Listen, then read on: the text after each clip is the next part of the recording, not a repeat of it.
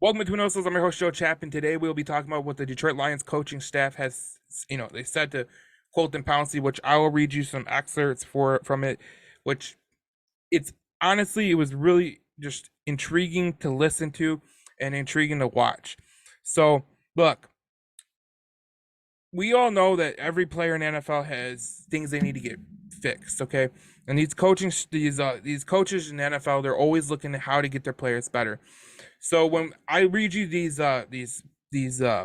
players who have to get better at these certain things, you're gonna be like, yeah, I agree with that one. I agree with that one. I agree with that one. So the first one on the docket is Jared Goff, and this is from Mark Brunell, the quarterbacks coach of the Detroit Lions.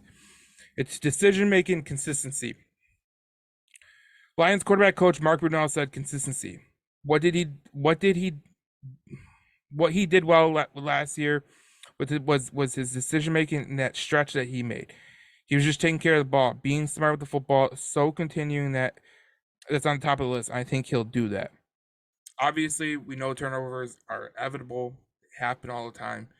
But the decision making that Jared Goff showed in the later half of the year was really key. On Jahmyr Gibbs, Montgomery, the running backs coach, said this. He said, "Be physical. Just show physicality in every sense. I know the guy's skill set from a speed, quickness, mental aspect. I want him to be physical. If you're a tough team, you don't get toughness from the big guys. The big guys are going to be tough. If you're a tough team, the small guys are tough." I do like that.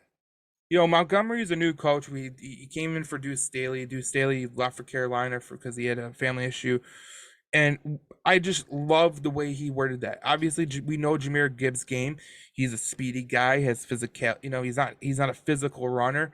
So when you're a running backs coach, you're trying to get the physicality in him because with the speed he can possess, with the skill set he has, he could really be a top notch player if he gets that physical portion of it. So I'm Ross St. Brown. This came from Randall Antoine Randall, who is the wide receivers coach for the Detroit Lions, if you don't know. He said, eliminate wasted movement in route running. Now, we know St. Brown is a pretty good route runner, but it's interesting to see, you know, it's interesting to see Antoine Randall kind of take that to task. He said he can get in and out of cuts so easily. Like, he doesn't have to give all the extra stuff because he can just get out of it so fast. Just run smooth routes. You don't have to give anything extra at the top of it. Again, a lot of these players are getting kind of, what do you need to do to get to the next level? I like this. I think it's great from the coaching staff. Like, you're not a perfect, player. There's no perfect player in the NFL. So you're trying to get better each and every step, and even the best players are gonna have to get better. You single out Amon St. Brown, you single out Jared Goff. Both of them had good years last year, but it's interesting to see what they think about those two. We go on to the next one, which is Sam Laporta, and this is from tight ends coach. Um, this is from tight ends. This is from Dan Campbell. He said that it's pick up the mental aspect. I always make this argument. Besides the quarterback, the tight ends have to know more than anybody else offensively. Dan Campbell, a former tight end, said, "You got to know it all. It's one of the reasons why we drafted Laporta, because we think he can handle a lot. We think he can. He's got versatility, physicality. He can do a little bit of everything, but also mentally, he's pretty sharp for a rookie. He'll be able to pick this up. He'll be able to pick this up pretty quickly as he gets reps.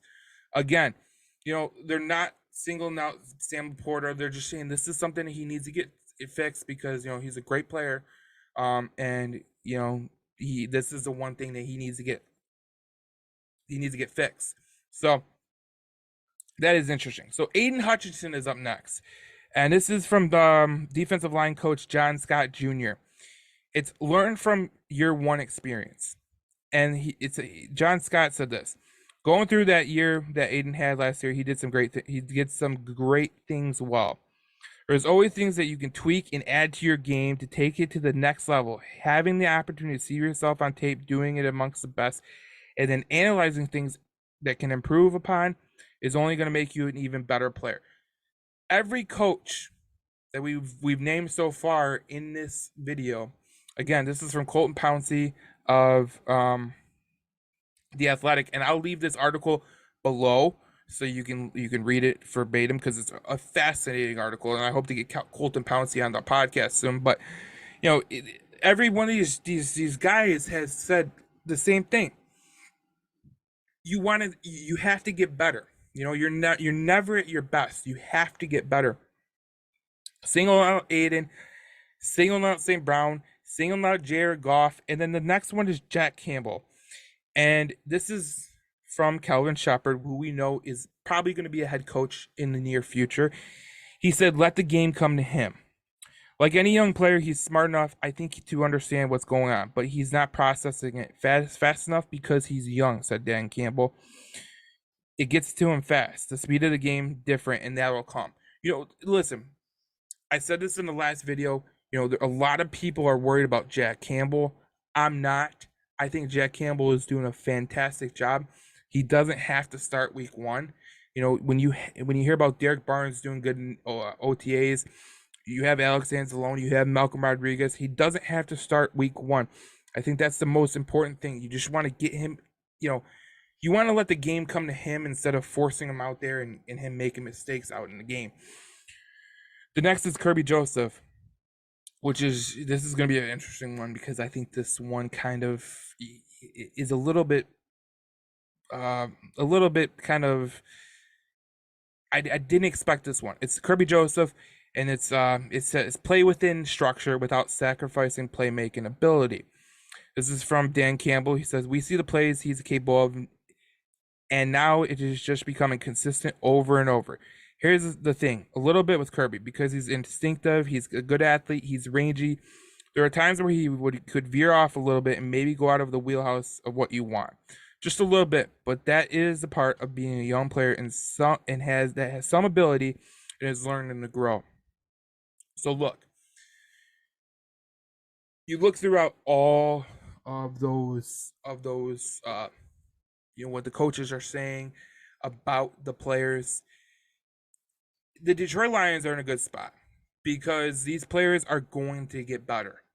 And I think it's instinctive and it's great for the culture. Like we talked about in the Detroit Lions in this podcast with Tyler, is the culture is being built. It's not fully, engulfed, but it's being built. And you establish more of a culture once you win. But what the Detroit Lions are doing is they're being competitive at practice, and I think a lot of great teams and great organizations, the way that they get better is through practice, and the coach is not giving an inch because some of these players can take it a mile. And I like what Mark Brunell said about Jared Goff, and I like what Montgomery said about Jahmyr Gibbs and his playmaking ability. I thought it was interesting what Dan Campbell said about Sam Laporta. So it's going to be interesting to see what the Detroit Lions do in 2023 with all these guys that are, obviously Aiden is going to get better. I think we can only both agree on that. Kerby Joseph, what is he going to look like with the stewardness of Tracy Walker come back into the fold, Chauncey Gardner-Johnson, and then they have a rookie in Brian Branch who can learn from all three of them and become a better player.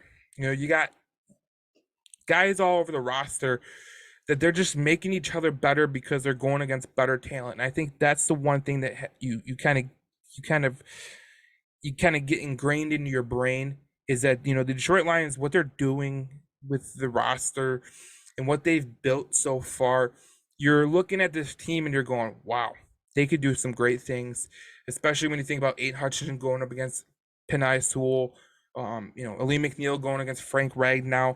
Like the iron sharpens iron at the end of the day.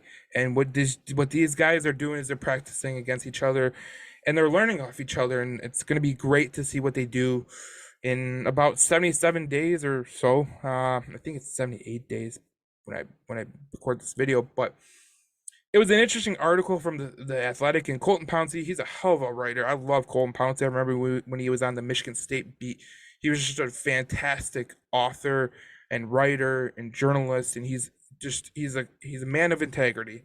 And I hope to have him on the podcast. But I hope you liked that, and I'm going to ask you guys out there, for Detroit Lions fans, Give me a player that has something to work on that you noticed watching the games, and I'll read those below, and I'll put them on the Detroit Lions News Facebook page.